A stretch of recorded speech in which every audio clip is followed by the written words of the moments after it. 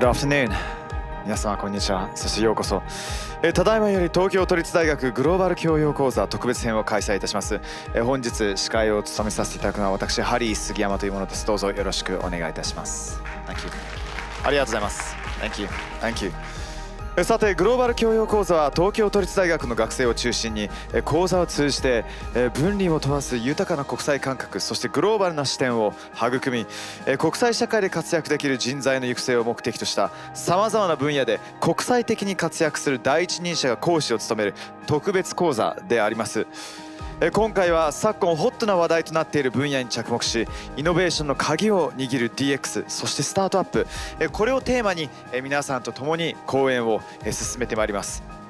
登壇者として1980年代から IT 産業の伝統を持ち、フィンテックの分野などでスタートアップが盛んなブルガリア共和国、そして公共サービスの DX 化をいち早く導入し、大型のスタートアップイベントも開催しているフィンランド共和国より駐日大使閣下ご本人に本日はお越しいただきまして、東京都立大学の教員とともにお話を伺っていきます。本日の講座が自分から遠い存在と思われがちなイノベーションをより皆さんにぜひとも身近に感じていただき、関わり方を深く考えていただけるきっかけになれば幸いです。それではこれより本日ご登壇いただく皆様のご紹介をいたします。まずはじめに駐日ブルガリア共和国特命全権大使であるマリエタ・アラバジエバ閣下でございます。アラバジエバ大使は2001年駐日ブルガリア共和国大使館に初めてお勤めになり、途中日本以外の大使館で勤務されつつもおよそ20年間両国の交流、協力の強化、そして発展に尽力されています。2021年3月より駐日特命全権大使を務めていらっしゃいます。続きまして駐日フィンランド共和国特命全権大使であるタンヤ・ヤースケライネン閣下です。ヤースケライネン大使は1995年にフィンランド外務省へ入られて以来5ヶ月の大使館で勤務されたほか、5カ国の大使館で勤務されたほか、フィンランドの NATO の加盟に向けた実務を担当するなどさまざまな活躍をされています。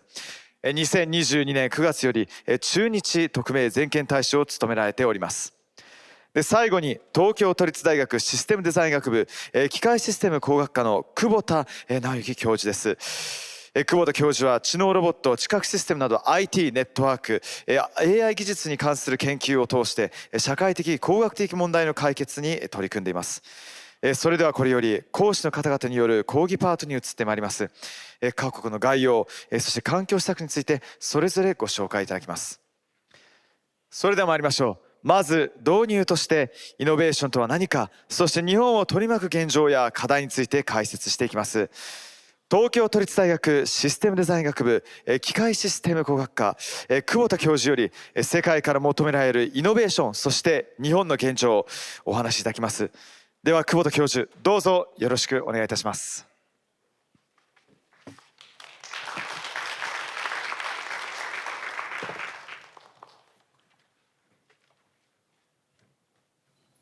ご紹介ありがとうございます。ハリーさん、よろしくお願いします。それではシステムデザイン学部の久保田が世界から求められるイノベーションと日本の現状についてお話しします。本日はまずイノベーションの考え方について説明し、最後にシステムデザイン学部ですのでシステム思考とデザイン思考これを用いたイノベーションについて考えていきたいと思います。こちらは本発表の参考資料ですが、一番下にですねハリーさんのご本も入っていますので、皆さんぜひご覧いただければと思います。現在に至るまでさまざまなイノベーションがありますが、本日はですね学生さんの観点からコンピューター、携帯電話、ゲーム機を例に話を進めていきたいと思います。まずはじめにですね20世紀におけるイノベーション。20世紀ではですね発明家によりイノベーションが行われていました。その中でですねこの発明家といえばレイ・カーツワイルです。カーツワイルはポストヒューマン誕生という本を執筆しました。彼が議論したシンギュラリティ、この技術的特異点というのは現在2045年問題として議論されています。でここでですね、この本の特徴なんですが、この技術と共存共生できる社会を目指したイノベーションが予測されています。しかしながらですね、彼は、天才的な発明家である一方、技術予測の天才でもありました。つまりですね、この未来に実現されるであろう新しい技術を予測してですね、それを組み合わせ、でそこで重要なことは、自分が実現したい何かに足りない技術は一体何なのか、それを考えて、それを開発することによって新製品を、開発してきました。でこの考えはですね、望む未来を予測して、未来から逆向きに現在を考えるバックキャスティングに基づいています。さてもう一方ご紹介します。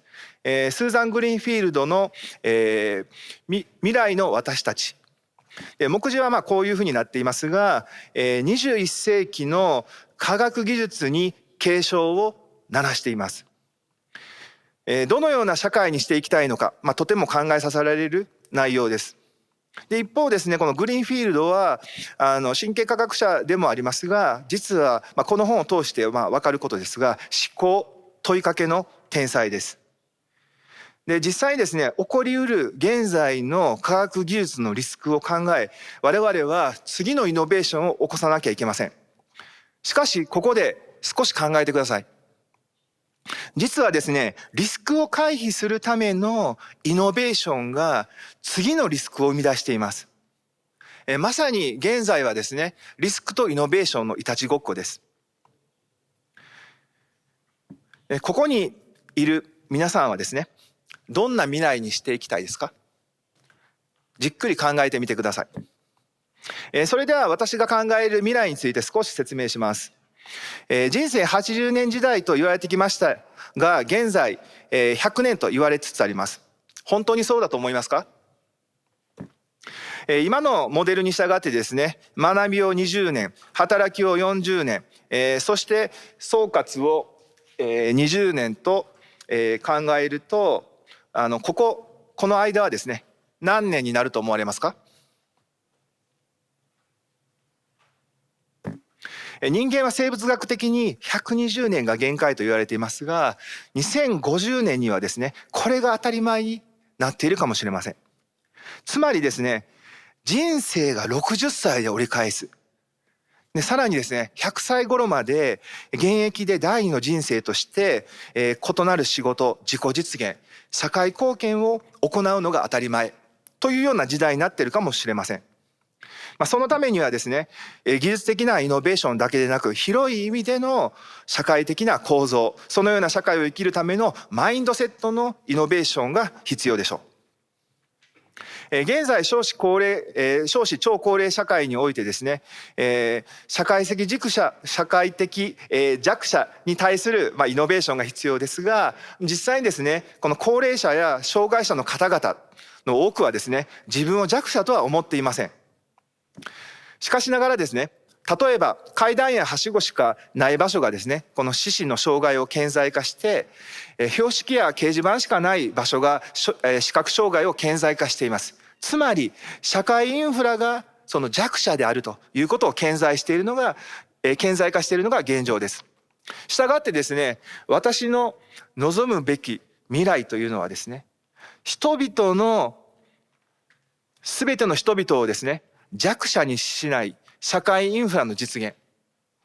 No one left behind。これインクルーシブソサエティで使われている言葉なんですが、その一歩先。いつでもどこでも誰にでも知能化技術が認知に寄り添い、ロボット技術が身体を温かく支える。そんなスマーターインクルーシブソサエティの実現を目指しています。そのための研究開発をですね、このムーンショットプロジェクトの中で現在展開しています。それではイノベーションについて少し、説明したいと思います。今回のセミナーに合わせてですね、イノベーションの考え方を1枚にまとめましたので、少しずつ説明していきたいと思います。一般的にですね、これまでにない新製品を生み出すことをプロダクトイノベーションと言います。で、材料を変えたりですね、生産方法を変えることで、格段に性能が良くなったり、誰でも使えるような価格になってきました。その中で非連続的なもの、これをラディカルイノベーションと呼びます。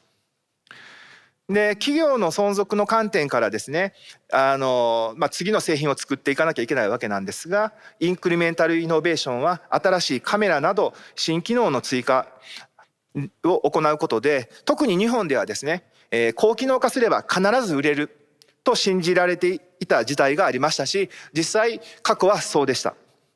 日本が特にですね、得意としてきたのはアーキテクチャルイノベーションです。例えば自動車のようにですね、さまざまなパーツをコードにつなぎ合わせるようなすり合わせ技術があります。実際その当時ですね、日本車を真似て作ったとしても同じような性能は発揮できなかったでしょう。ここでゲーム機の例を紹介させていただきたいと思います。任天堂のファミコンはですね、価格がお年玉やお小遣いで買える2万円以下ということを目標にですね、設計されました。そこでですね、この2万円で抑えるというのはもうほぼ不可能だったんですね、その当時。10万円ぐらいでパソコンが売られた時代です。ですからこの2万円っていうのはすごくシビアな目標でしたが、不要な機能を徹底的にですね、削除して回路規模を小さくすることで14,800円で売り出すことに成功しました。私にとってもですね、その当時パソコンでゲームを作っていましたので、本当にこの14,800円というのは革新的でした。このようにですね、企業をどのように存続させていくかという観点からの議論として破壊的イノベーションという考え方があります。こちらは任天堂のゲーム機の国内での出荷推移ですが、新製品が出るためにですね、今まで自分が培ってきた市場をも破壊してしまうというような状況になります。したがってですね、新しい製品を投入すると、もうその投入した瞬間、もしくはそれ以前に次の製品の開発を考えなきゃいけないっていうのが今の現状です。で、非連続なイノベーションとしてですね、アナログからデジタルへのイノベーションというものがこの2000年に入ってから特に注目されるようになりました。つまりデジタルイノベーションです。それでは21世紀のイノベーションの特徴について見ていきたいと思います。基本的にですね、この21世紀はデジタルイノベーション、デジタル技術を活用する時代と言われていますが、特にデジタルトランスフォーメーション、本日のテーマの一つですが、略して DX と呼ばれていますが、これがキーになっています。日本ではですね、ソサエティ 5.0 の下、クロステックにより全体最適化された社会を実現するための政策が展開されています。で、クロステックは今までデジタル化や自動化が進んでいない分野にですね、技術革新を起こすことを目的に、例えば金融ではフィンテック、農業ではアグリテックなどが展開されてきました。それでは DX の概要について説明していきます。DX には3つの異なる段階があると言われています。まず下からアナログ物理データをデジタルデータ化するデジタイゼーション。さらに人間が手作業でやってきたような処理を AI などを用いて自動化するデジタライゼーション、このあたりが非常に多いです。そして部分的ではなく組織全体や業務全体のデジタル化を行い、さらに顧客起点の価値創出を目指すのが最終ゴールです。さまざまな自治体でですね DX に関する助成金が出ていますが、その多くはですねデジタイゼーションもしくはデジタライゼーションに使われているというのが現状です。ですからこの DX がいかに難しいかというところが分かるかと思われます。さて、ここからは一部僕の趣味が入りますが、DX を目指した製品の一つとしてアップルのニュートンがあります。本日持ってきましたので、興味のある方は終了後にご紹介します。さて普通のパソコンはですね、このアプリごとにデータファイルがありますが、ニュートンはですねデータありきのデザインです。この全てのアプリが同一のデータにアクセスできました。従いましてですね、システムを作った後にデータをどのように統合しましょうかというような問題が一切起きない。これ逆転の発想ですね。ですけど、その当時、こういうような発想がですね、今の社会に必要だということは予想されていませんでした。さて、そのようなデータベースをですね、事前に作成するためには、誰のためにというターゲッティングが重要になります。それでは、アップルのターゲッティングを例にイノベーションを見ていきたいと思います。当時のアップルのターゲットは、For the rest of us。私たち、専門家ですね、専門家以外の人たちのためにマッキントッシュを世に送り出すんだというようなモットーで開発されました。で、その当時ですね、このマウスを使って、簡単に操作できるインターフェースを開発しています。この、真下のところですね、このシステム1、最初のマッキントッシュに搭載されたシステムなんですが、驚くべきことにですね、40年間このデザインですね、左上にアップルマークがあってというこのデザインはですね、変わっていません。40年間基本設計が使い続けられているっていう、これ本当にですね驚愕的な事実だと僕は思います。で、右下の方をご覧ください。これコントロールパネルというもので、カーソルの点滅回数とかそういうものを設定する画面なんですが、文字がほとんどありません。ですからもうパソコンに不慣れな人でもですね、直感的にいろんな設定が行えて使えるというようなものでした。このようにですね、誰でも使えるパーソナルなコンピューターが、インターフェースとしてデザインされたのです。またですね、誰もが使いたいと思わせるような、統一されたデザイン、ホリスティックデザインアプローチが取られていました。次にクイックタイムについて紹介します。このクイックタイムはですね、今でも使っていますが、その当時の1980年代ですね、コマーシャルをご覧ください。Macintosh Quadra, the most powerful Macintosh ever. いや、とってもかっこいいですね。こういう CM を見たらですね、本当に欲しくなります。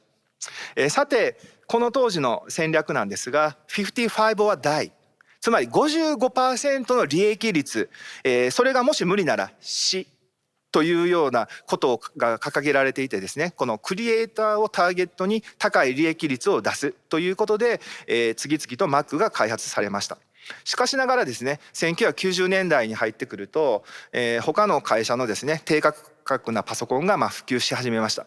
その結果アップルもコンピューター向けのモデルを増やしていきましたが、結局シェアがどんどん落ちていき、経営戦略が失敗したと言われています。そして、ジョブスが復帰することになってですね、箱から出して数分後で使える iMac が生まれたわけです。それまではですね、買ってきたばかりのパソコンにですね、多くの配線をしたり、素人では分かりにくい設定をしなければなりませんでしたが、箱から出して数分で使えるという新しい体験、ユーザーエクスペリエンスに基づくサービスイノベーションを起こしたのです。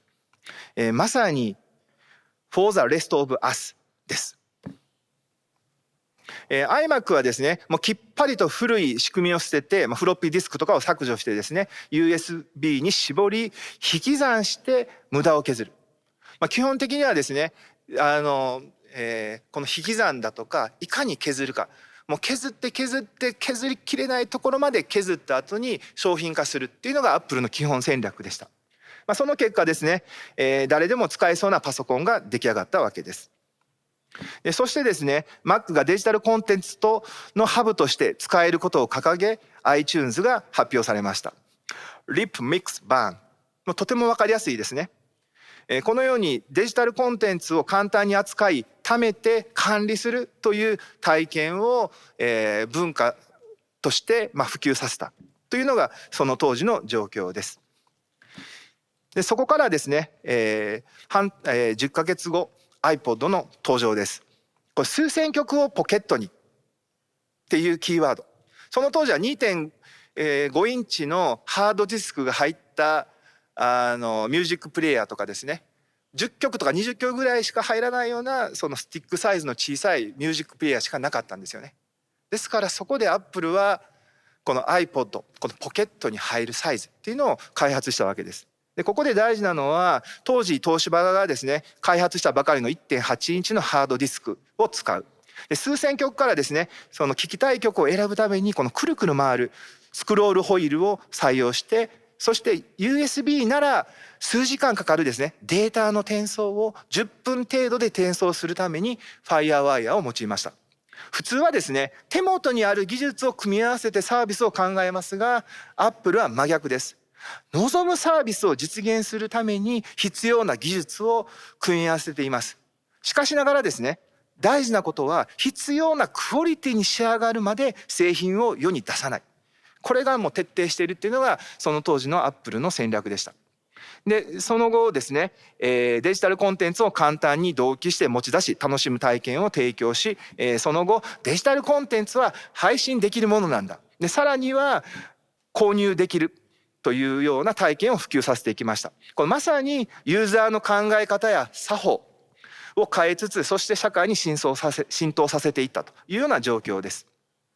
でまた iTunes の発表から、わずか10ヶ月程度でですね、iPod が出てきたわけなんですが、その裏には足りない技術を外部から取り込むバックキャスティングを行っていたわけです。その後ですね、iPod のバリエーションを増やしていき、2007年にですね iPhone の登場です。ここで興味深いのはですね、タッチ操作のできるワイドスクリーンの iPod と伝えています。もちろんこれ革新的な携帯電話あるんですが、ミュージックプレイヤーとして使えるんだというところも強調しています。これまさにですね、この売るための戦略。この新しいデバイスってこれ何のために使えるのか分かんないですよね。ですからその戦略っていうものがとても大事です。さてここで電話機からの引き算があります。それは何でしょうか。パッと見て分かるようにですね、点キーやダイヤルがなくなっています。実際多くの場合ですね、我々は登録された電話番号をかけますし、インターネットの利用、インターネットコミュニケーターとしてインターネットを利用するということを前提としていますので、文字入力や選択をボタンに頼らず、ほとんど全てをタッチインターフェースに委ねたというところになります。しかしながらですね、やっぱりタッチインターフェースの可能性というのは計り知れません。ですからそこでですね、アップルはオープンイノベーションを行う環境を提供しました。このコア企業がですね、プラットフォームを提供するエコシステムをうまく構成しました。具体的にはですね、このユーザー向けにはアプリケーションを簡単に入手して気軽に楽しむことができるプラットフォーム、開発者向けには無料の開発環境、その当時開発環境って結構高かったんですよね。これを無料で提供し、個人の開発者が公開販売するためのプラットフォームを提供しました。さらにこのユーザーの声をですね反映したアプリ開発を加速することができました。でここではですね、そのユーザーと個人開発者が一体となって新しいタッチインターフェースの使い方、体験っていうものを模索することができ、さらにはですね、それを通してアップルはハードウェアの開発と OS の開発に集中することができたわけです。これアプリもですね、同時にいっぱい開発しなきゃいけないとなるととんでもないリソースを取ることになります。本当にアップルの戦略は明確でした。さてここでですね、アプリの普及などのためにはですね、この赤い部分、アーリーアダプターの専門的な評価が重要で、その当時口コミ情報の良し悪しが結構大きく影響していました。またですね、フォロワーの多いインフルエンサーの影響なども侮れません。しかしながらですね、このような曲線に当てはまらないほどの超爆発的な普及が起こることもあります。これはシャークフィンと呼ばれるような普及の現象でビッグバンイノベーションと呼びます。代表的なアプリとしましては Google マップがあります。それまではナビアプリはですね普通有料でしたし、小型のですねカーナビ端末も売られていましたが、いきなり無料で提供されたのです。これ有料で今まで開発してきたですね企業さんは本当にたまったものじゃなかったと思われます。さてここから今日のテーマもう一つですね、このスタートアップについてちょっと見ていきたいと思います。エコシステムの和訳はですねこの生態系ですが、ここでは相互依存している関係、つまり人、物、金、情報の流れを議論するために用いられます。スタートアップはですね革新的なビジネスモデルによって社会にイノベーションをもたらす企業ですから、ベンチャーっていうのはこれから事業を始めようと思っているところなんですが、もうすでにですねスタートアップの企業っていうのはもう社会にイノベーションをもたらすレベルなんだというところまで含まれています。そのためにはですねこのエコシステムというものをしっかり把握する必要があります。まず実際にですねその製品やサービスを提供する上で利害関係者を明確にしなきゃいけない。そのためにはですねこのサービスエコシステムというものを考えてですねどこに問題があるのか具体的に考えます。次にその問題をですね新しい製品やサービスで解決し、どのようにお金を稼ぐのかということを考えるためにビジネスエコシステムを構築します。そしてビジネスを実現するための新しいもの、こと、価値づくりのためにイノベーションエコシステムを構築します。たとえですねその素晴らしい製品やサービスを考えてもお金を稼ぐ仕組みがなければ持続できません。ここで日本のスタートアップの現状を見てみましょう。評価の仕方によって変わるため、あくまでこれは参考データです。2020年のグローバルスタートアップエコシステムランキングにおいて東京は15位、投資額に対する対 GDP 比率は 0.03% となっています。他の国に比べて少ないわけですが、それでも日本はですね一般からの投資が多いというふうに言われています。詳細はですねウェブをご覧ください。さてスタートアップへの期待というものはですねその資金調達額にも反映されます。少し古いですが2022年8月現在の企業ランキングトップ20です。ご存知の企業も多いと思います。各社の特徴をですね主観的にキーワードとしてリストアップしてみました。材料やエネルギー、クラウドなどのキーワードが目立ちます。少し乱暴ですがこれらを新技術、生活圏の拡大、クロステックと分類してさらにですねざっくり新技術の革新、未開拓の革新、組み合わせの革新と捉えることにしてみます。話は戻りますが iPhone の発表後半年ほどで iPod Touch が発表されました。私の研究室ではですねロボットの組み合わせ技術の一つとして iPhone や iPod Touch などをロボットの一部として使ってきました。特にですねこの iPod Touch っていうのはですねこの最近まで2万円前後で入手できさまざまな通信手段、多くのセンサーが内蔵されている世界最強のメカトロニクスデバイスといっても過言じゃありません。スマートデバイスをロボットの一部として用いることによりロボットの本体価格をですね低価格化できるだけではなくてですね安定性も向上できます。でこの研究ではですね本日お越しいただいているそのブルガリアですね、ブルガリアのソフィア工科大学のボリス・ツザロフ先生とも共同研究開発を行いました。しかしながらですね最終的なデザインっていうものを考えるためにはやっぱりしっかりしたターゲティングが必要となります。それではターゲティングについて少し見ていきたいと思います。一般的にはですね日常生活の労力、における労力からの解放が最も分かりやすいターゲットになりますが、未開拓ですね、未開拓の人たちとは、どういう人たちなのでしょうか。今までサービスを受けることが困難な潜在的なユーザーを探すこと、これが一つのビジネスチャンスにつながります。少し話は変わりますが、例えばフランクリン・ルーズベルトはですね、我々の進歩は持つ者の富をどれだけ増やしたかではなく、持たざる者に十分に与えられたかで測られると言っています。いや、とても素晴らしい言葉ですね。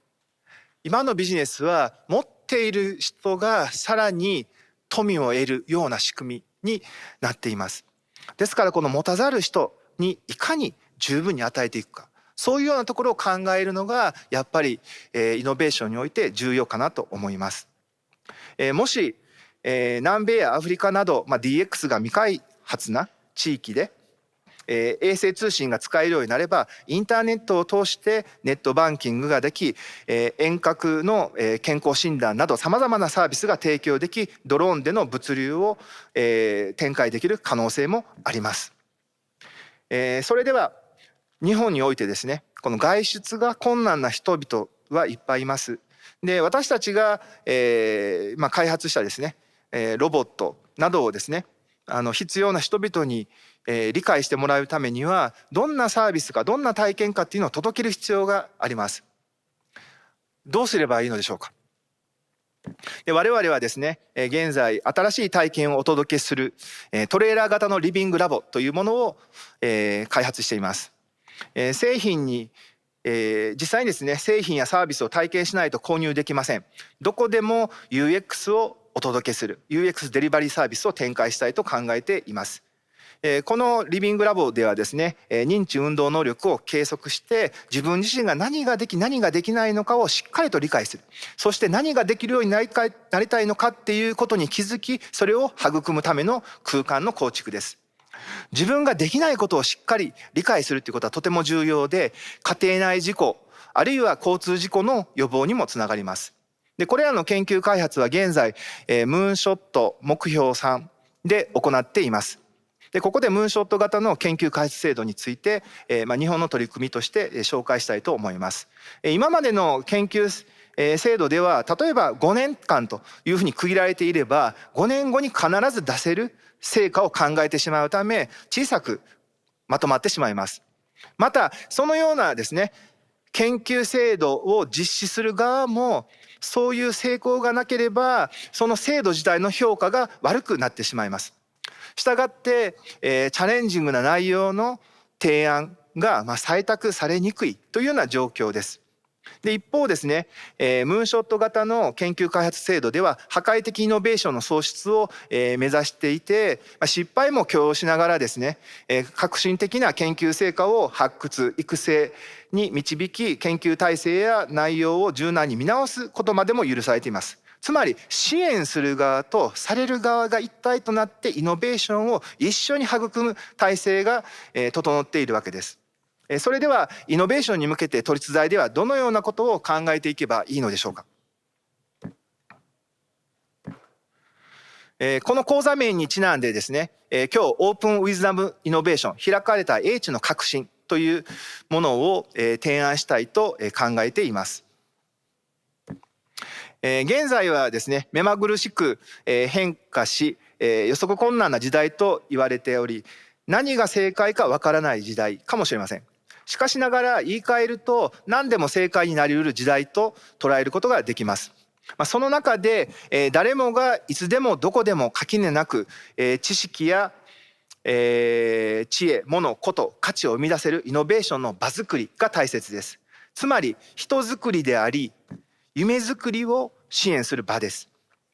具体的にはですねそのような人づくりを行うためにシステム思考とデザイン思考、これシステムデザイン学部の名称なんですが、これを両輪としたイノベーションを実践できる場を整えていきたいと思っています。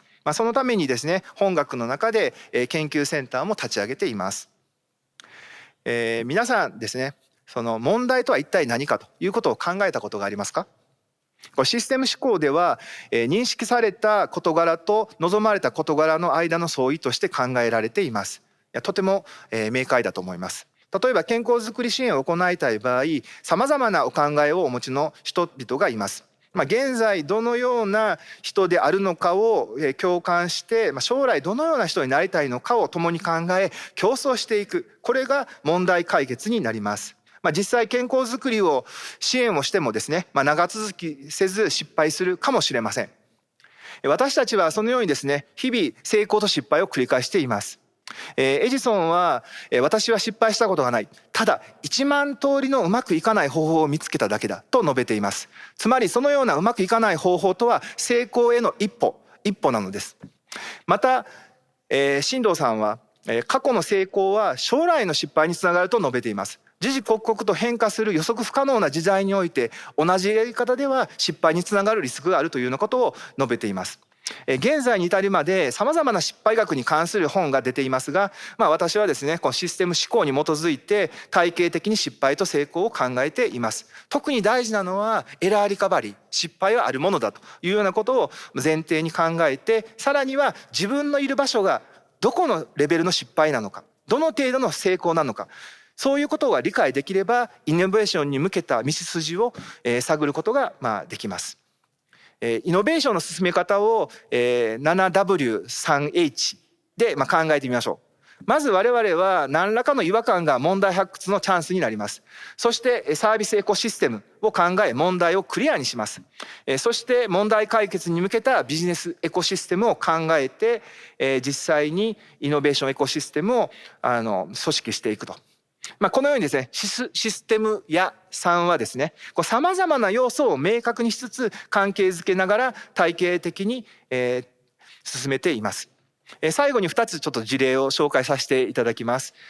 実際にですね、新入生向け授業の基礎ゼミナールで私はですね、ロボットを用いてコミュニケーションのデザインを考えるをテーマにシステム思考とデザイン思考の一部を体験してもらっています。ここではさまざまな社会問題について考え、システムの高度化ではなく、ここ大事です、高度化ではなくロボットとのコミュニケーションで解決するということを目指しています。人には話しにくいこと、知人からではですね、角が立つような発言など人とのコミュニケーションでやりにくいことがいっぱいあります。そういう中でですね、このニュートラルな存在としてロボットによる傾聴や助言など、そういうような活用シーンを考えてもらうというようなものです。特にですね、ロールプレイっていうものをやっていただいています。このロールプレイではですね、実際に当事者になりきりシーンとして疑似体験を行うことによりペインポイント、何が本当の問題なのかを実演する側、見る側の両方から真剣に考え、最終的にロボットとのコミュニケーションで解決できるようなシナリオを考えてもらっています。こちらはロボット演劇の例ですが、学生の皆さんとても真剣に取り組んでました。複雑な人間関係において本当の問題は何なのかにたどり着くまでですね、もう何時間も議論を繰り返していました。しかしですね、ここで忘れてならないことは、この全てをロボット化するのではなくて、全てをデジタル化するのではなくて、その時代に合わせたですね、人とロボットのベストミックス、人がやるべきこと、ロボットがやるべきこと、AI がやるべきこと、そういうことを考えた上でロボットと人のベストミックス、アナログとデジタルのベストミックスがあり得るということです。そこで、そこにですね、ビジネスとして成功するイノベーションの本質があると信じています。最後にですね、大学発、ベンチャーの企業支援を行う産学校連携スペース TMU イノベーションハブがですね、うちの大学の日野キャンパスにできましたのでご紹介します。大学発ベンチャーに興味のある皆さんはですね、学生に限らずこれ一般の人もここを利用できます。日野キャンパスの6号館にお越しください。またですね、知能ロボット研究室でも現在2部屋借りていましてですね、応募先生の VR 研究開発や、私の研究に興味のある方はですね、気軽にお声掛けください。長くなりましたが、イノベーションの考え方や進め方について紹介させていただきました。ご清聴どうもありがとうございます。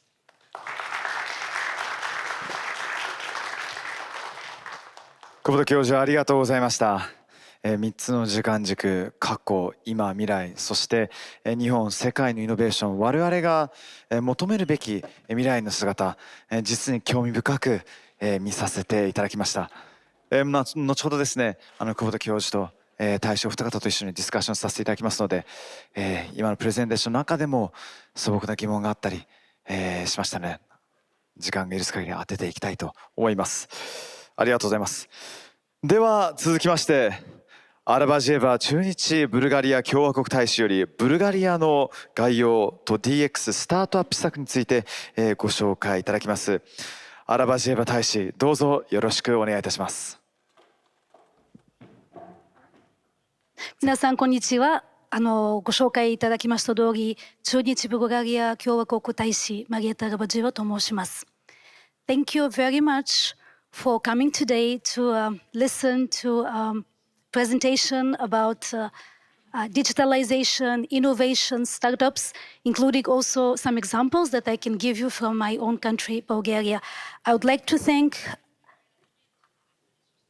Yamamoto Rijicho, and I would like to thank Takaya Gakucho for this opportunity. Thank you very much.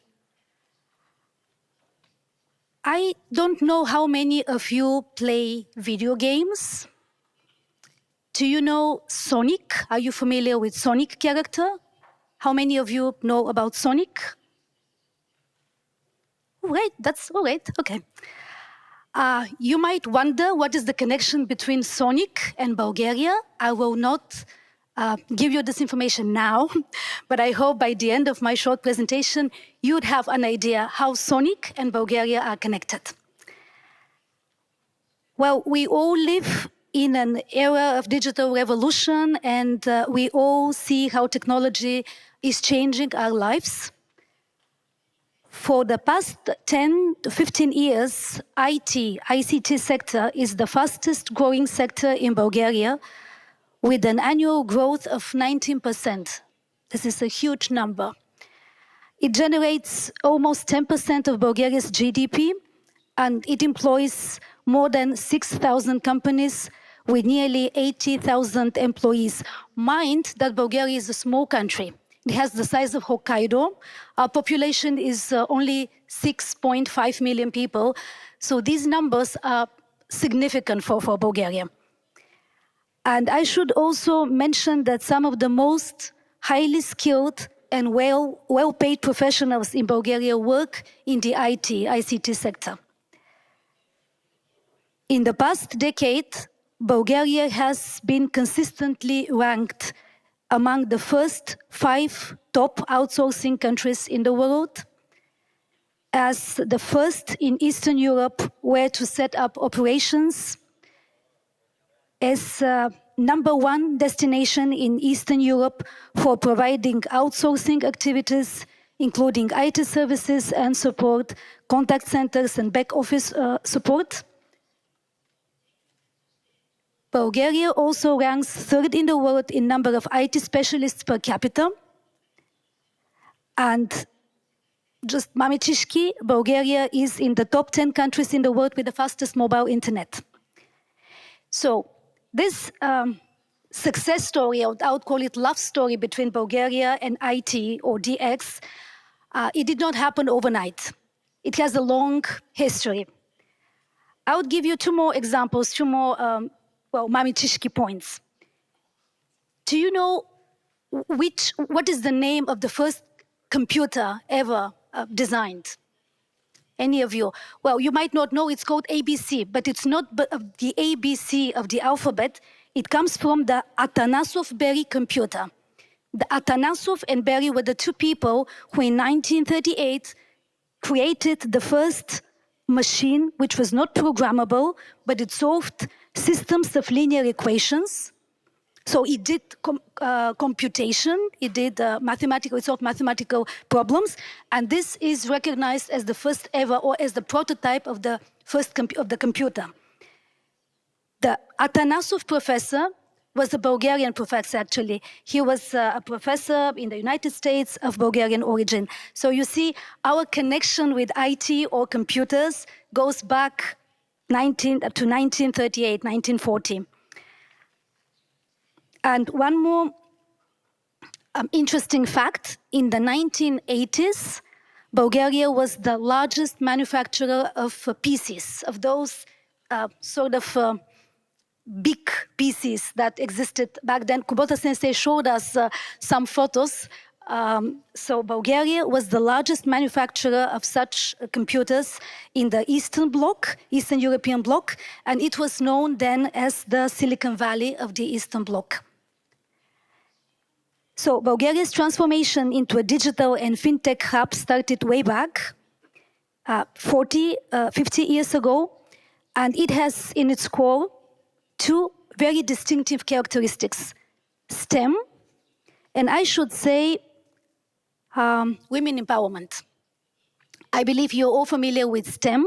STEM stands for science, technology, engineering, and mathematics. So a few words about STEM and Bulgaria. Bulgaria has a long-standing tradition of STEM education, which provides students, and here I would like to make a point, it provides both boys and girls with opportunities to broaden their experience in the STEM fields outside the curriculum. So mathematics, IT, engineering are heavily prioritized in Bulgarian education. Bulgaria is among the leaders in the world rankings in mathematics and other scientific competitions. Actually, quite often you would hear somebody in the IT sector saying that if you want first-class mathematicians, try looking in Bulgaria. IT education is the most preferred major among Bulgarian students. Currently, 35 Bulgarian universities prepare students for jobs in the IT industry. Again, 35 is a small number, but the total number of universities in Bulgaria is 52. So 35 is 2/3. That means 2/3 of universities in Bulgaria prepare students for IT jobs, ICT-related fields. So all this creates a vast talent pool which directly feeds into the hundreds of homegrown startups. I see my time is running, so I would skip on the STEM. I have a few, but this is something that I would like to mention. Many companies, IT companies, have successfully established offices in Bulgaria in the IT area, and Japan is among them. And here I go back to my first question: what is the connection between Sonic and Bulgaria? You might know, maybe you don't, but now you'd know, that Sega Games have established their it's called Creative Assembly Studio in Bulgaria for already 6-7 years. And it is producing, it works for the Total War games that Sega is very, very world famous for. So Total War game, part of it, huge part of it in terms of design and IT solution is produced in Bulgaria. Okay, and I have 3 minutes left, 1 minute left, 2 minutes, okay. 2 minutes, that's enough. Women and STEM.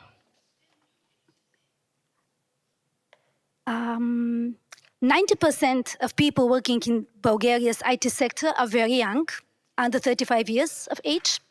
1/3 of them are women. According to European statistics, Bulgaria ranks number 1st in the European Union in the number of female ICT specialists. Also, women scientists and engineers are the majority. In only 4 European member states, Bulgaria is among them. We have 55% of women engineers and scientists in Bulgaria. Why is that? Because of the STEM tradition that gives equal opportunities to both boys and girls, because of very dedicated efforts on the part of the government, and also huge support by NGO sector, and which combine efforts to educate women or to give them opportunities to explore career in the IT field.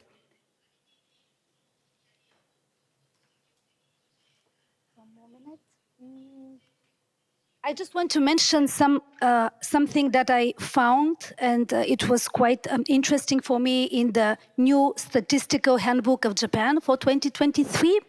According to statistics here, employment by industry, the ratio between male and female Japanese people who work in the information and communication sector is 71% for male and 29% for female. And I would give you two more numbers. Scientific research, 62% men, 38% female, women. Situation in Bulgaria is quite the opposite. My time already ran out, so I would stop here, but I'm very much looking for questions from you or comments during the panel discussion. Thank you very much for your attention. Ambassador, thank you very much. The part of your presentation that we missed out on, we could possibly incorporate that later on in the discussion, possibly, but it was so in depth. Thank you so much. アラバジェーバ大使、本当ありがとうございます。僕、イギリスに留学した時に、同級生にブルガリア人がいたんですけども、彼になぜ算数そんなに、うまいの？なんでそんなに算数楽しいのって聞いたら、いや、ブルガリア人だからって言われて、正直その意味が今日まで全然分かんなかったんですけれども、この驚異的なデータ、そしてこういった DX のブルガリアにおいてのこの活躍、確実な存在というものはオーバーナイトではなかったと。1980年代のこういったパソコン、コンピューターですねの大量生産のお話など、実に興味深く伺わさせていただきました。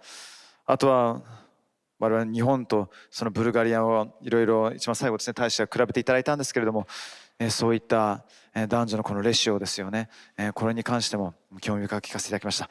準備はよろしいということで、参りたいと思います。続きましてヤースケライネン駐日フィンランド共和国大使よりフィンランドの概要と DX スタートアップ施策についてご紹介いただきましょう。ヤースケライネン大使、どうぞよろしくお願いいたします。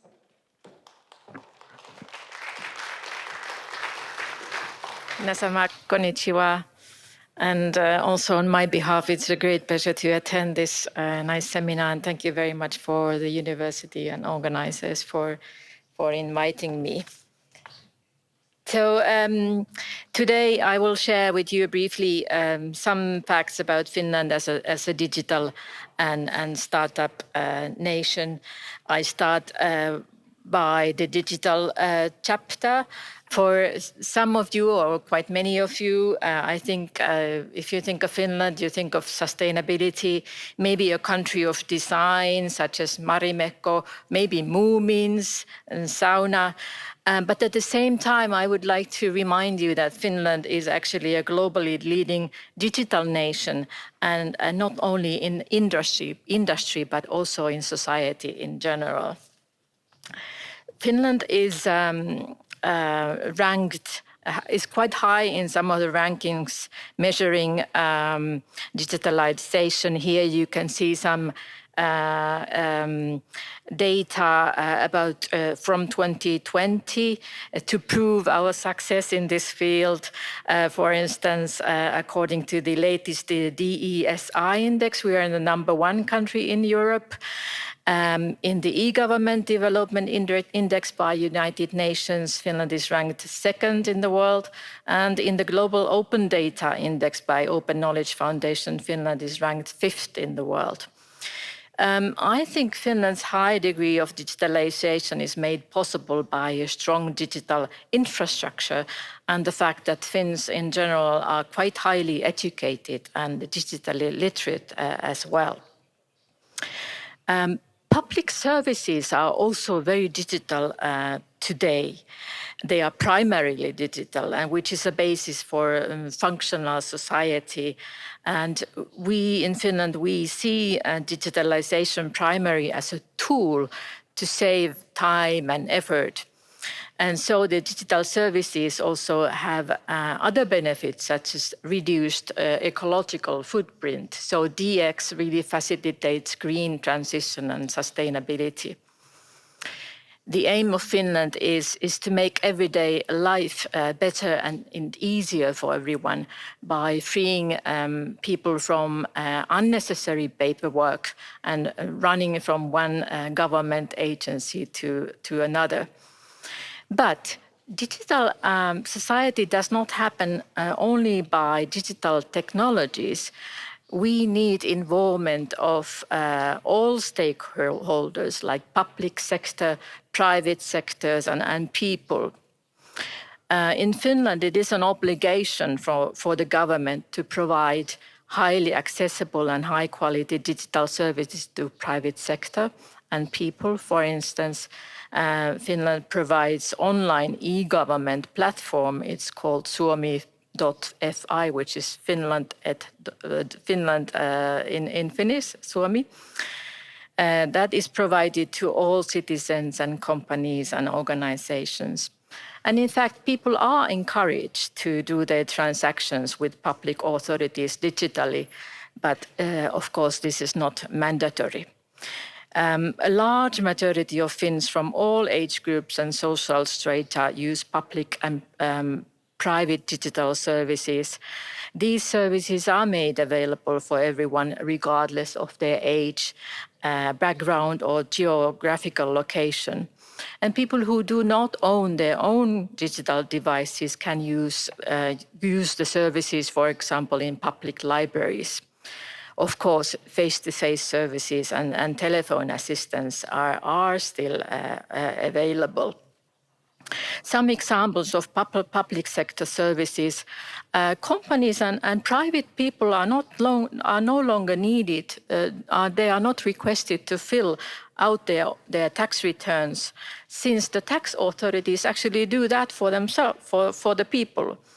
So tax authority receives all the necessary data from banks, employers and other financial institutions, and they offer a pre-filled tax proposal to the people, which for most already includes everything necessary. Second, I would like to, since we are in the university, I would like to mention that student applications to universities and schools, all the schools are fully online. And last but not least, and health data. Companies can, so the health providers, care providers use the same patient data as public ones. So the data circulates quite freely, and all the prescriptions are also digitalized. So it's very simple and easy for patients to go around from different doctors to another, since the data is circulating between the healthcare providers. Openness is another fundamental value in Finland, and actually to ensure the digital society being very functional, we believe openness and transparency in digitalization is quite important. And a great deal of government public data is already open, and more will be opened in the future. But of course, information security is of paramount importance, and Finnish authorities collaborate actively with Finland's world-class cybersecurity companies to protect these data. Another important factor is to improve information literacy of the people and keep the information policies in place. Here are just some examples of open data and how the applications are using the open data in Finland. So they vary from spatial data, government data, environmental data, transportation, and so forth. This is just to illustrate that the private and public sectors are really collaborating with each other quite openly, and private sector provides a lot of technologies to the public sector, and the citizens can then benefit the best innovations and digital solutions. Here are a couple of examples of these innovations. The first one is Blind Scare, a mobile app for the blind and visually impaired people to enjoy and navigate the urban area in the city. Here, urban data such as buildings, roads, traffic lights, and speed synthetic technologies are the key enablers to inform the visually impaired people about their environment. The second is so-called MaaS, Mobility as a Service app. So data regarding routing, geocoding, maps, vehicle locations, and so on are open, and people can combine different kinds of applications in order to find the most quick and convenient route to their destination. The third one is actually an energy and climate atlas. It provides the calculated energy consumption data and also data of solar energy potential of all the buildings in the Helsinki area. So this may enable a service or application development that helps reduce carbon emission and to accelerate the reach toward carbon neutrality target. Now, a couple of words about startups. Here are again one of the data or scores where we stand as an innovative country. I think the startup economy and ecosystem has been growing in Finland over the last decades. And the key trigger to this transformation was when Finnish company Nokia actually dismantled or break down the mobile phone business. And so it created a lot of space for new innovative engineering and spin-off ventures from the ex-Nokia people who were very talented engineers. But also, since we are in the university, I would like to mention this, that there were quite many student-led initiatives to promote and embrace startup culture in Finland. You may have heard about Slush, which began as a student initiative, a very small event, but today, this year, we anticipate the record number of 13,000 participants in Helsinki, both startups, but also financiers, investors, and of course, media. And universities have been traditionally a great sort of place to innovate and to provide these ecosystems for future innovations. And for example, Aalto University is quite high in the global ranking to provide the place for new innovations, and also the Finnish State Research Institute. So it's not only about financing, but also the environment, which is conducive to research, development, and innovation. So unfortunately, 10 minutes is too short, so I will have to end here. And thank you very much for your attention. Thank you. Thank you very much, Ambassador JÄÄSKELÄINEN。JÄÄSKELÄINENに対してありがとうございました。さあ、ここまでイノベーションとは何か、そしてブルガリア、フィンランド、日本、3カ国のイノベーション政策を中心にお話しいただきました。本日のテーマに関しては現在東京都でも力を入れている分野でもありますので、ここでその取り組みを一部紹介させていただきます。東京都では令和3年度から未来の東京戦略に基づきデジタルの力の都政への活用を進めており、最近では今年7月に都、そして区、市町村などのデジタル化やデータ利活用の推進を行う一般財団法人ガブテク東京を設立するなど東京全体の DX 向けた取り組みを行っています。またスタートアップに関しては去年11月にスタートしたですねスタートアップ戦略に基づき野心的な目標を挙げて実現に向けて施策展開を進めています。その一環として国内外からスタートアップやその支援者が集まる交流する一大拠点東京イノベーションベース、これを今年秋にプレオープンするほか寿司テック東京の名のもとに今年2月に開催したシティテック東京を皮切りにグローバルスタートアップイベントを展開していく予定です。それでは皆様お待たせいたしました。再開したいと思います。先ほどご登壇いただいて皆様とパネルディスカッションをここから行っていきたいです。皆様どうぞよろしくお願いいたします。最初のテーマはですねイノベーションの鍵を握る DX とスタートアップなんですけどもここからの進行に関しては英語で基本的にさせていただきますのではい、なので皆さんねちょっとイヤホンの方ね必要な方はぜひともお使いになっていただきましょう。Right, so let's start then. So we had the great pleasure of getting to grips with your respective countries and your fantastic presentations. So I would like to first of all thank you, both of you, ambassadors, and of course Professor Kubota-san, for an in-depth presentation of our current situation, the past, and the future too. And I would like to pass over to Kubota-san. Kubota-san, Professor Kubota, you must have a million questions already. But what did you think of the respective presentations? And please shoot away. Okay, thank you very much. So thank you very much for your interesting talk on DX and startup business in your countries. Okay. I think so. Each country has different tradition and cultures. So in such a situation, so Bulgaria ranks the first in female ICT specialists among European countries. So really excellent and great, I think. So we have a big problem in Japan.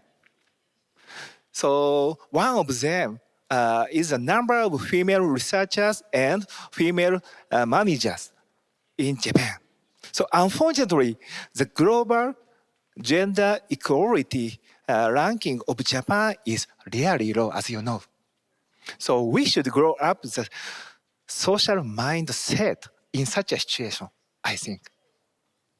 So, Ambassador ARABADJIEVA, so how did your country conduct the empowerment of female ICT specialists? So actually, so what was the essence of empowerment? So what was the problem empowerment during such a process? Kubota-sensei, thank you very much for your question. I will try to answer based on my experience. I am probably third, fourth generation in my family of a working woman. By the way, I'm the very first female ambassador of Bulgaria to Japan. So women empowerment was not always a given, it's not still in many areas, but science, engineering is one of those fields in Bulgaria where women traditionally, since the end of the post-Second World War, maybe in the 60s, 70s, is where women began to really actively participate in those research fields. And I go back to the STEM education. I think Bulgaria's example clearly shows how important STEM is and how important it is to give equal opportunities to boys and girls, and not only to give them opportunities, but to educate them and to present role models. Because wherever you look around, in my own family, but also all around, my mother is a working mother, my grandma was a working working woman, all my aunts, all my cousins, we all come from families where to have a working mother is something very natural. Then why STEM? There is of course a lot of efforts on the part of the government, but also there are many NGOs, foundations in Bulgaria which exclusively support women to present better in the sciences. And I would give you one example.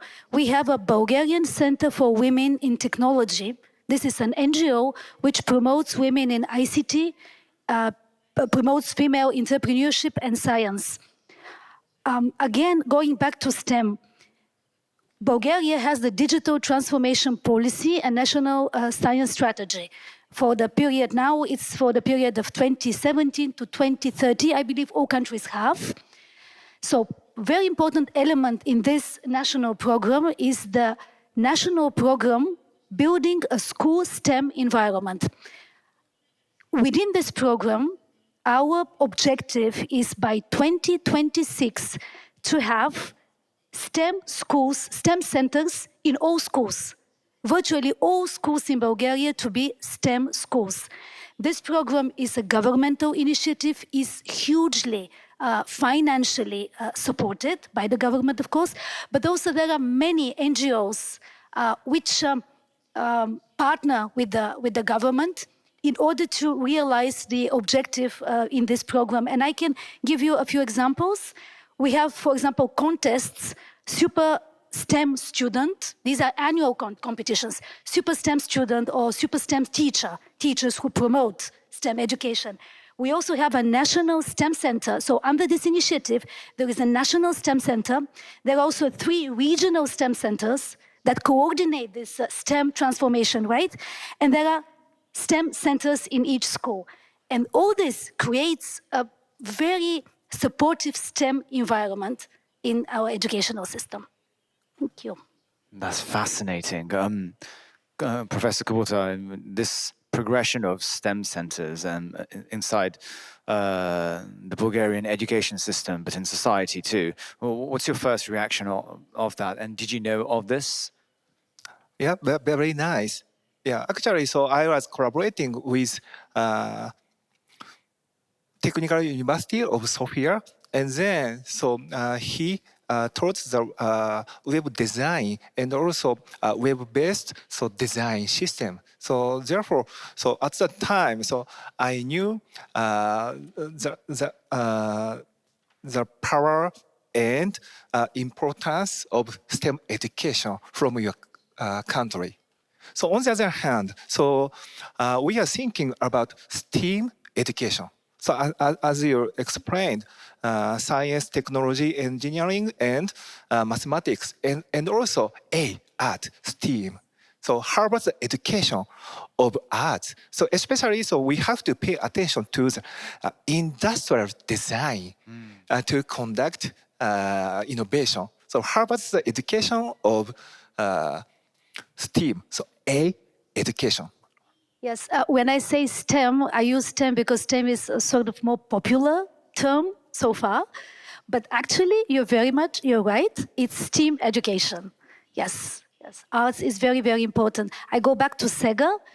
One of the reasons why Sega opened their assembly studio in Bulgaria is the design part, because they found excellent web designers. So it's not only the IT, it's also the art, the design part that is very, very attractive, and that's a huge advantage of Bulgaria. Thank you. And Professor Kubota, what did you think about Ambassador JÄÄSKELÄINEN's extensive presentation about Finland? Yeah, very perfect.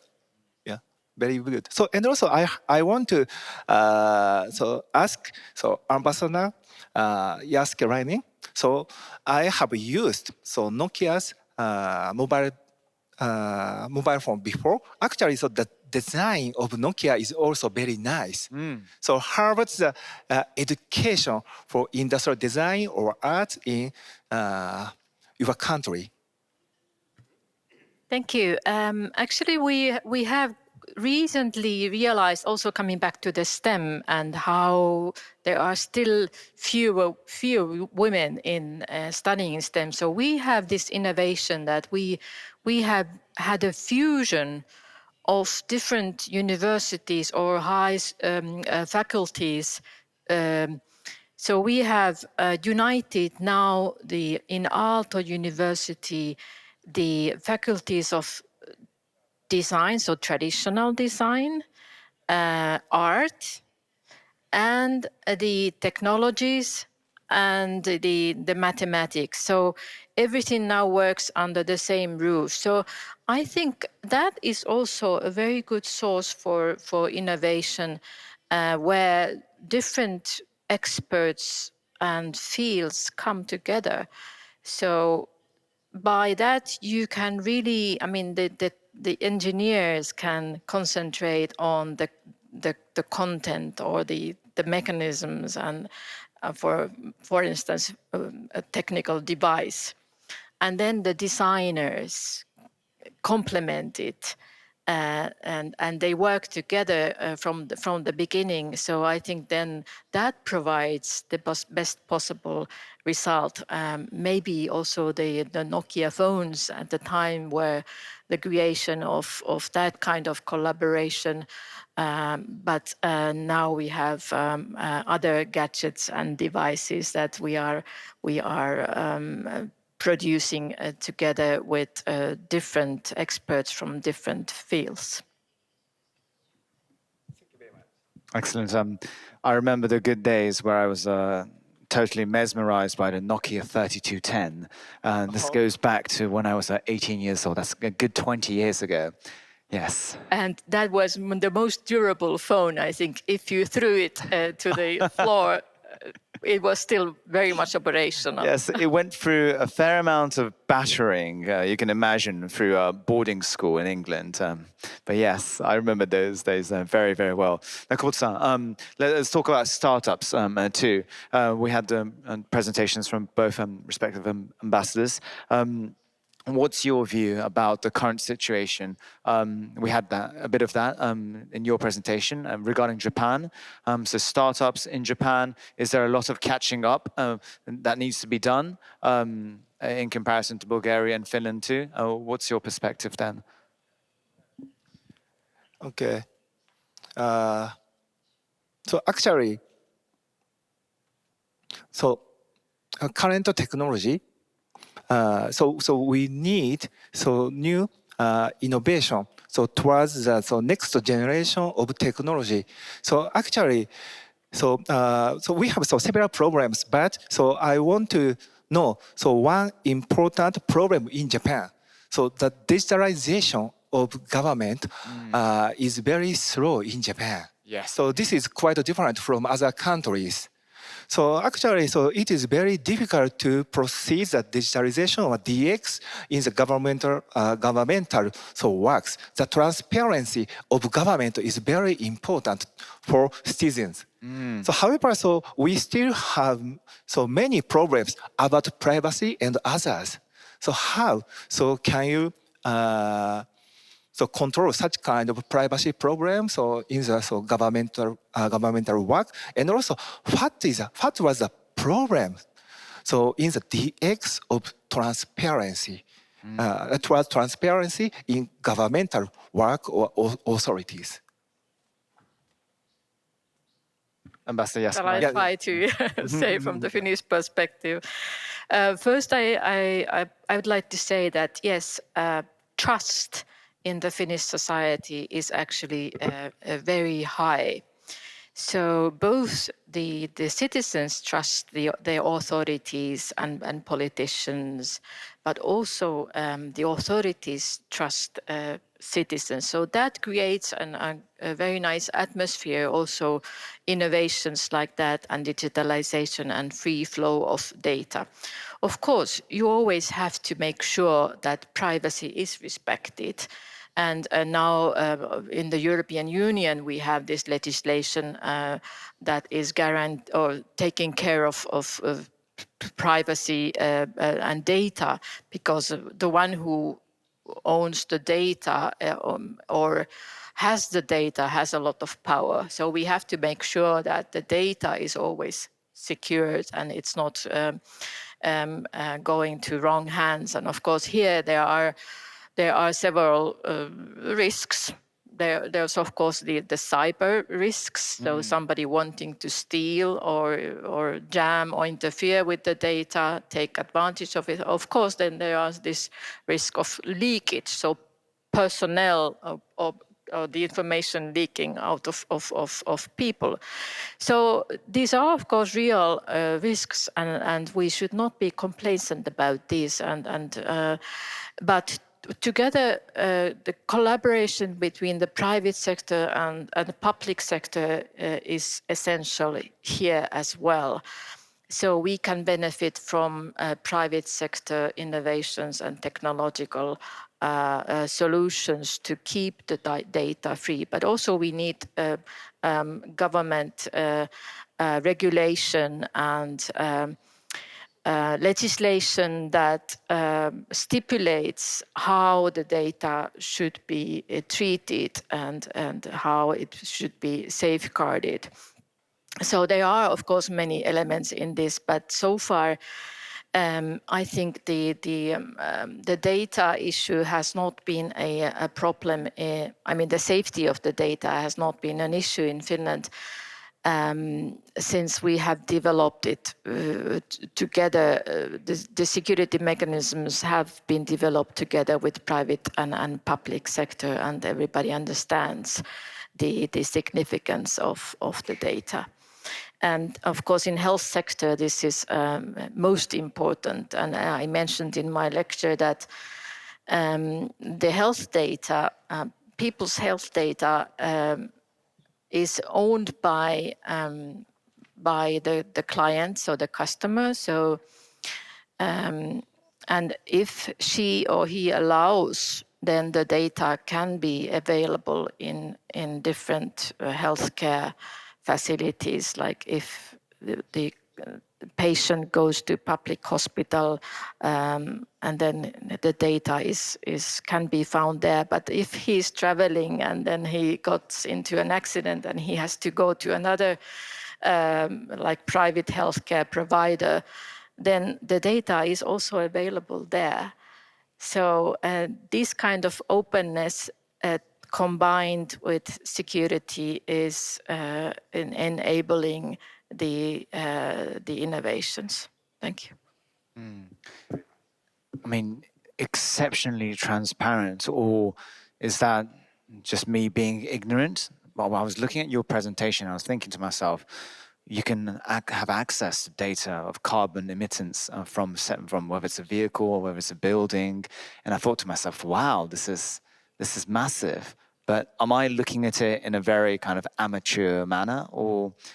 No, I think we are both a digital nation, but we are also a very sustainable nation, and the DX enables DX. So digital transformation is one of the key enablers to sustainable future. So we need these technical solutions to be able to have the green transition and to reach our carbon emission targets and to give up the fossil fuel. So we have to have the data. Based on that data, we can then turn our societies to more sustainable. Thank you. May I pose a similar question to Marieta, if I may call you by your first name? Thank you. Transparency. This is a subject that Professor Kubota-san just shared with us, and how DX inside the government is rather on the slow side. What do you think about this factor of transparency being crucial for innovation in DX too? Right.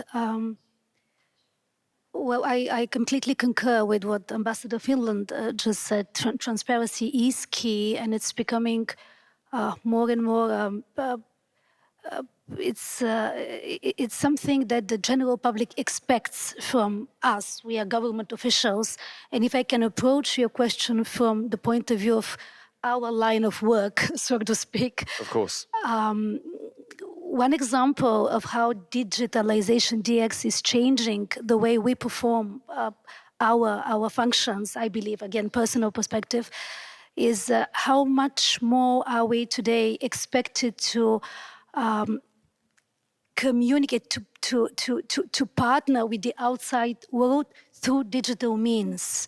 A lot of our work that's been happening behind closed curtains up until 10, 15 years ago, now through SNEs, through this digital media, is becoming more and more open to the general public.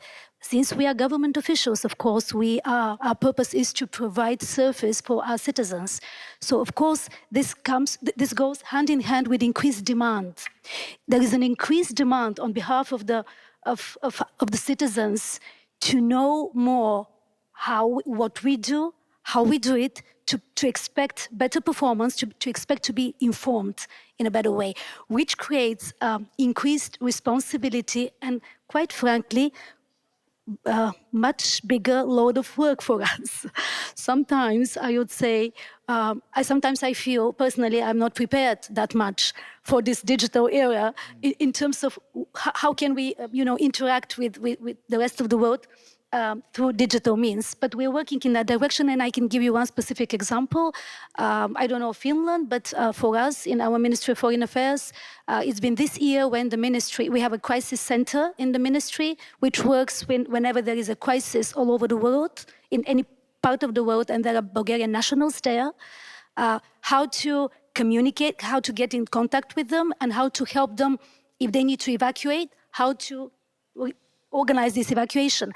So this year, our ministry introduced a digital platform to be easier, to be able to quickly communicate with Bulgarian citizens all over the world, and to be able to quickly provide assistance, evacuation if necessary, in terms of in cases of turmoil or natural disasters, or whenever it's necessary. Yeah. And this is on a global scale. It's on a global scale. We are testing it right now. Right. Right now we are testing it, yes. Excellent. Kubota-san, have you got any views on this, or should I go on to our next topic? Next topic? Okay. Yeah. Excellent. Right, so we've put the spotlight on innovation and a bit of startups here and there. But from here, I would like to talk about the personal elements that we need to support the innovation on a global scale. And I would like to ask Professor Kubota about, in order to promote innovation, what kind of personnel is needed, and what do you think is essential in accelerating the situation that we have in Japan? Yeah, this is a difficult question for me. So actually, today's talk is focusing on how to use human resource, so female researchers and others. So this is a main difference between your countries and Japan. Actually, let me explain one interesting story to discuss the next generation of startup in Japan, okay? So we have a possibility of contribution of elderly people in Japan. So as you know, the number of elderly people in Japan is increasing so fast. Yeah. So some of startup proposals are submitted by young people group or elderly people group. So at that time, young people group have a new idea, but they may not have social capital. Okay, so belief from the society. So on the other hand, elderly people have social capital, but they don't have a new idea. So we should consider the best mix of young people and elderly people. However, we have a little chance to consider such kind of best mix towards the new startup business in Japan. So here we have a problem in elderly people. So this is a funny story, okay? This is a funny story. So Japanese businessman likes business card very well. So if they lose their business card, they think they lose their social identity. Yeah. Therefore, some local government give business card to elderly people who start community activities and contribute to local areas. So if they have their business card, they can easily make a reservation of meeting rooms or a social facility. Okay, so furthermore, so they may try to consider new business to use resource in local areas. So therefore, so we should consider have to get the support from elderly people in local area. Okay, so elderly people so will contribute the startup or new innovation in Japan, I believe. Okay, so I have a question. So could you please tell us some program to enhance the local activities towards startup by elderly people in your countries? So this is very important topic in Japan. Yeah. To whom Sorry, would so you too like long. to ask the question? Would you like to ask the question to both ambassadors then? Yes. Okay, so who would like to go first? Well, if I can start by what you were asking about the diversity and the human resources side, if I may start with that first. Of course, diversity and inclusivity are important for innovation. So we need different kinds of people to get together and to create things. Also here, I think internationalization is very important. I mean, we are both coming from a rather small country. Our population is 5.5 million and yours is 6.45. So it was always very clear to Finnish students and researchers that they really need to connect to the outside world and have influence and impact and collaboration, conversation with their colleagues or fellow students from abroad. So I think that's one thing that really contributes to the sort of creating an atmosphere for innovation. Of course, elderly people, and we have the same phenomena than Japan, that our population is aging and also decreasing. So we need the elderly people more. How to involve them better in the society and the innovation. I think it comes with the DX, with the digitalization, since many of the elderly people are more and more digital these days. So they can also take part in these social innovations and creating ideas and initiatives. And I've heard that there is a study that says that if elderly people are connected to the outside world, if they have company, if they socialize with other people, they will also be happier and live longer. So this interaction and keeping them active is maybe the basic contribution. And I think this the elderly care, it's both. It's a possibility for digitalization, since we need innovations and digital innovations that can help the elderly people. Many of them want to live in their homes, and we have to find like applications where we can monitor that everything is okay, and we can help them in case of emergency. So that is digitalization is a key enabler for their happy life as well. But we also need the elderly people to contribute to that development. So they, as end users of the digital gadget and device, we also need them. Just talking about digitalizations amongst the respective elderly. Just a little story about my father. My father passed away last year. He was 84 years old. But my mother was really there, all the way for the last 6 or 7 years, going to the elderly care and seeing him. And my mother had never touched an iPhone, never in her life.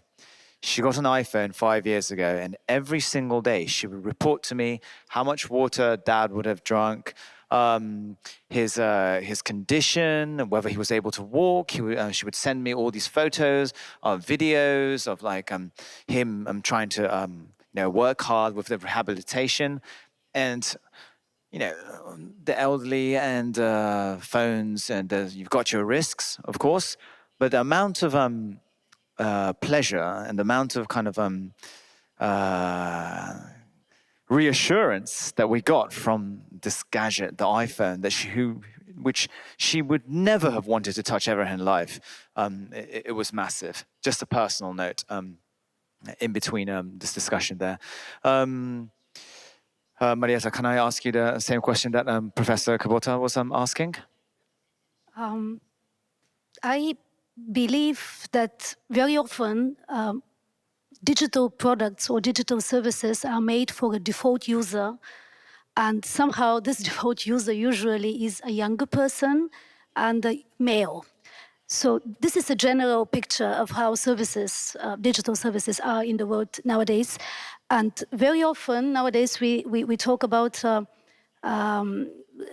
gender limitations on the usage of digital services and products, and we don't talk that much about age limitations, but actually they're there.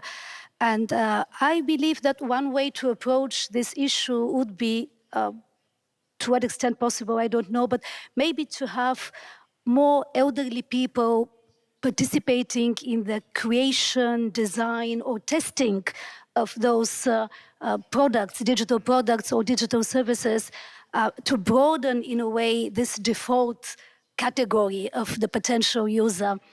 Because you might approach the aging of Japan's population from the point of view where it creates challenges, but believe me, in Bulgaria, we Bulgarians, we very much admire Japan, or have a huge admiration really for the fact that you have managed to create a society where elderly people would live, and they are currently living up until 100 years old with keeping this ikigai. So this, we approach it from really a very advantageous point of view. And if we as societies, different countries, but still as a global society, if we can come up with a solution of how to better engage elderly population really in the creation and testing process of those current and the modern new services and digital products that are yet to come, this would really expand their participation, and they would feel involved. Thank you very much. Yeah, very interesting. So actually, elderly people can use ChatGPT. Yeah. Aha. Yeah. This is a point. Actually, so in order to know unknown information and knowledge, so we can use ChatGPT. So if elderly people can use ChatGPT, they can propose a new business, I believe. So anyway, so in future, so we can use every information and knowledge very easily through the internet. So therefore, so I propose the concept of open wisdom innovation. This is the next era of innovation, I think. So not only product, we can generate knowledge and wisdom. Yeah. So anyway, so at that time, so we never forget the importance of human intelligence. Okay. So we need to combine human intelligence, artificial intelligence, and also robot intelligence. So this is the most important to generate new business in future. So this is my policy. So I'm thinking about that. So actually, so each country has different policy of using ChatGPT, I think. So how about your countries? So in education and working area. I think the fact is that we cannot stop the development of different kinds of innovations and AI-based innovations. This is the freedom of the researchers and developers and private sector also to bring our society forward. And we just have to make sure that the AI and the algorithms that are back there, that are the heart of the GPT and other, that they are not biased.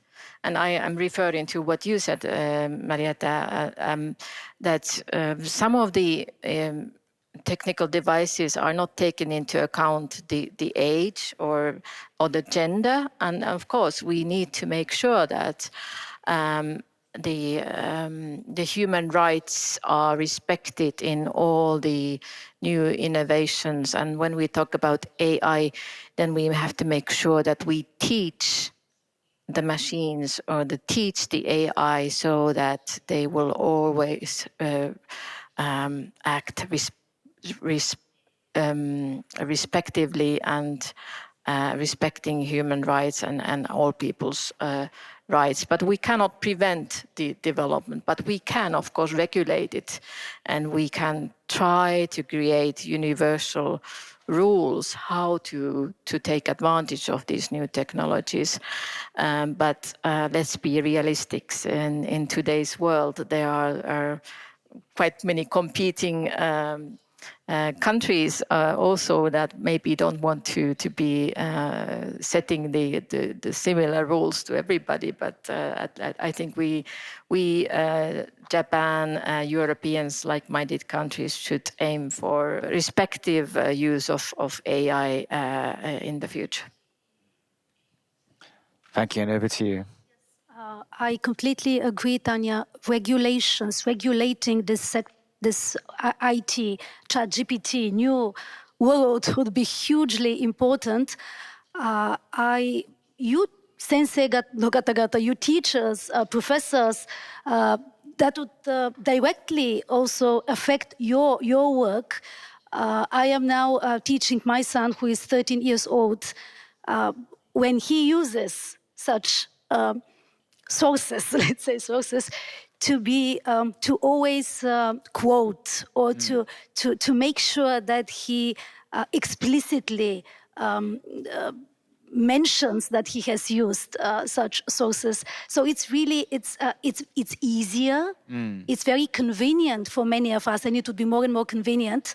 But certainly regulations are needed on a global level. I hear news already that some areas, for example, the showbiz, music, for example, future music competitions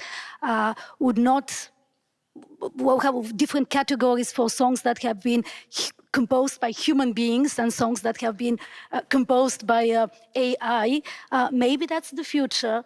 Maybe we would have to do some sort of, we'll have to distinguish, or maybe, I don't know, maybe find some other sort to, on the contrary, to sort of bring in or the one word with the other word, sort of mitigate the differences when they are available. So I don't know. It's I'm very much looking forward to see what the new world would be with the ChatGPT. Indeed, ChatGPT and the horizon for AI is just so limitless. What's out there? I'm sure the ambassadors haven't delved themselves into the abyss regarding AI. But the other day, I saw a video where the characters of Harry Potter were doing a fashion show commemorating Balenciaga, and this was all done by AI. This is very interesting, but it was rather chaotic and probably totally unapproved by Warner Brothers. But we'll leave that as it is. Yes, so now I would like to involve everybody on the floor for a conversation, for some questions. 皆さんありがとうございました。ここで本日の講演に関して質疑応答の時間を設けさせていただきたいと思いまして、皆さんもしQ&A、クエスチョンがありましたら、ぜひとも、久保田教授でもいいですし、大使お二方にですね、ぜひ今聞きたいということがあればストレートにダイレクトに聞いていただければ嬉しいです。いらっしゃったら挙手していただいて、そしたらスタッフの方がマイクを持って近くまで参りますので、ぜひともですねその際にはお手数ですが通路まで出ていただけたら嬉しいです。ではいかがでしょうか。質問がある方。はい、ではこちらのジェントルマンにぜひともお話を伺えたら嬉しいです。東京の府中市に住んでおります福永と言いますけども、後期高齢者で、後期にはなってないか高齢で、でも、毎日、電子図書とそれから Python と、チャット GPT で生活してるもんなんですけども、で今日はね議論はわりかし年齢の高い方のどうするかっていうディスカッションになったんですけども、せっかく大学での話なんで、そのステム教育とかいう格好で、学生さんをどう活性化していけばいいのかなっていう話をもう少し聞きたいんですけども、ね、最近日本留学行かなくなったとか、それから地元にしか就職しなくて、行きたい企業がないとかね、それからもっと言うと偏差値教育で入ってきてるもんだから、もう大学にも入ってきた時からもうそのステムできないキャラクターになってきてんじゃないのか、もっと家庭教育とか考えないとダメなんじゃないかっていう、そんな話をよく聞くんですけども、そういう面で現場で悩まれてる内容でこういうふうにしていきたいっていうような話があればぜひ伺いたいんですけど。今の質問は大使お二方にクエスチョンしたいようですかね。大学の久保田先生にまず。分かりました。はい、それでは日本語で大丈夫ですね。はい、ご質問ありがとうございます。最近の学生おっしゃる通りその元気がないっていうんですかね、その昭和、から平成にかけての、学生に比べるとやっぱりモチベーションは低く、思います。ただ、全員が全員そうっていうわけでもないっていう状況です。でステム教育、うちのシステムデザイン学部ではSTEAM、アートも入ってますのでSTEAM教育を展開しているわけなんですが、そういう学生に対してどういうふうなエンカレッジするかというところが結構ご質問のコアかなとは思っています。で僕の学生にはですね少なくとも何か目の前に問題があった時には Use your brain 頭を使える。いや真っ先にネットで調べようとするんですよね。ですからネットで調べたら手軽な答えが返ってきます。ですけどやっぱりその前に頭を使う、そういう訓練をしていけば日々ですねちょっとしたものに対して疑問を持ってですね、それに対して自分ならこうやったら解決できるっていうようなことを考えさせるような感じのことを今やっています。で将来のことについてなんですが、今日はバックキャスティングというお話をしました。これは技術に対してのバックキャスティングもあるんですが、この人づくりにおいてですね、あなたじゃあ5年後どんな人になりたいですか、10年後にどんな人でありたいですかというようなことをやっぱり真剣にですね、考えるっていうことがやっぱり大事ですね。で実際今の学生今の目線でしか見てない学生多いんですよね。ですから10年後なりたい姿、これを考えるのすごい難しいんですが、やっぱりそういうようなことを考えさせる場っていうのがとても大事なんじゃないかなと。ですから自分がですね、会社、社会で働いてる姿を想像してみてください。じゃあそこで足りないものは一体何ですかと。でそこをベースに今何を勉強しなきゃいけないのかっていうのを考えるような指導をしていきたいと思っています。以上です。今のでよろしいでしょうか。ぜひ。次ヨーロッパで女性をもっと理系に興味を抱かせるための教育のやり方とか、特に日本とこんなに違いますよというような話をお二方に。そうですね、時間が許す限りぜひともね、伺ってみたいと思います。Did you guys get that? Yes? Thank you. Excellent question. I haven't really thought about that because in Finland, the STEM faculties are the most, I mean, they are the most interesting for students. They are most difficult to get in. They are sort of the faculties that everybody wants to study.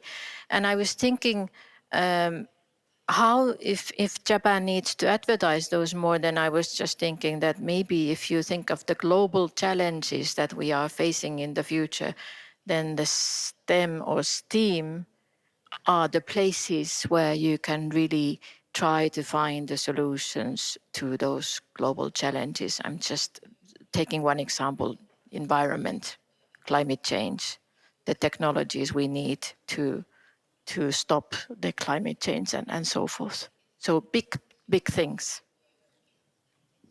Thank you. If I may jump from what Tanja, you just said, global challenges, I also believe that in the past, educational systems in each respective country were very much made to tailor to the needs of the respective country, economy, society, so on and so forth. But nowadays, because we live in such a globalized, interconnected world, more and more our national educational systems face those need to respond to global challenges, which means they need to step out of their comfort zones, they need to step out of national boundaries and go abroad, become really global. And in that sense, I believe that giving opportunities to students to study abroad, I again refer to what the gentleman mentioned. I keep hearing that Japanese students are not that much eager nowadays to go and study abroad. From Bulgaria's perspective, our students are very keen on going abroad, studying abroad, especially in Europe.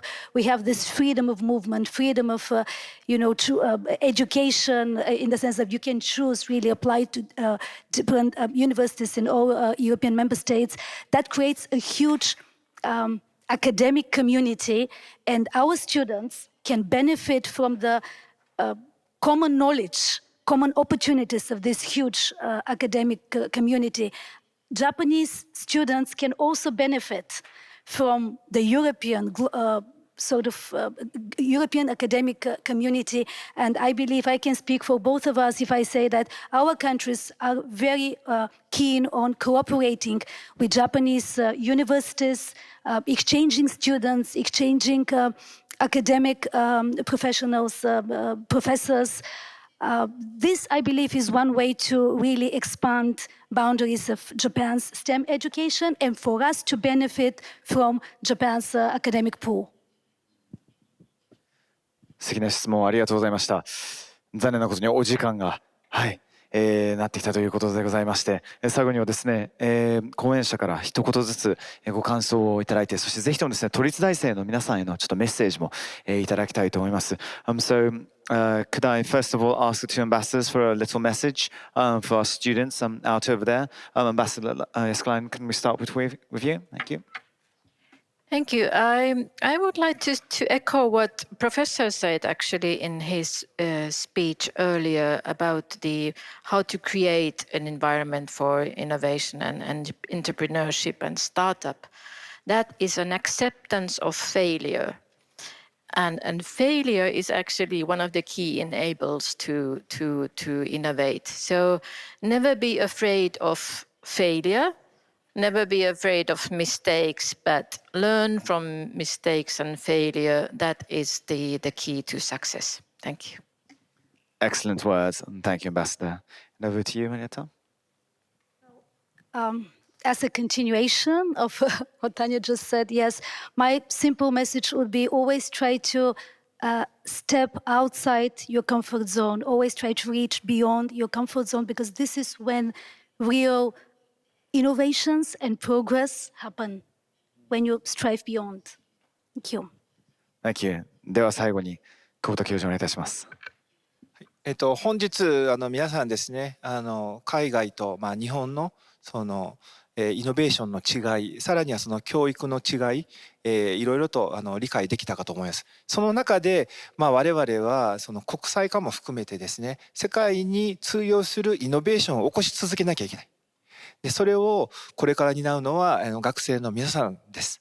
ですからぜひですね、失敗を恐れず、失敗から学ぶ、失敗に適応する。でさらにですね、ハリーさんの方にも書いてますけど、変化を受け入れる。これすごく大事です。ですからそういうようなマインドセットをですね、ぜひ培っていって学問に励んでいただきたいと思います。どうも本日はありがとうございます。貴重なお言葉を久保田教授もありがとうございました。それでは以上をもちまして東京都立大学グローバル教養講座特別編駐日大使による対談を終了とさせていただきます。アラバジエヴァ大使、ヤスケライネン大使、そして久保田教授、本日は貴重なお時間をありがとうございました。そして今後のグローバル教養講座にもぜひご期待ください。ぜひとも参加と拍手で皆さん、お送りくださいませ。ありがとうございました。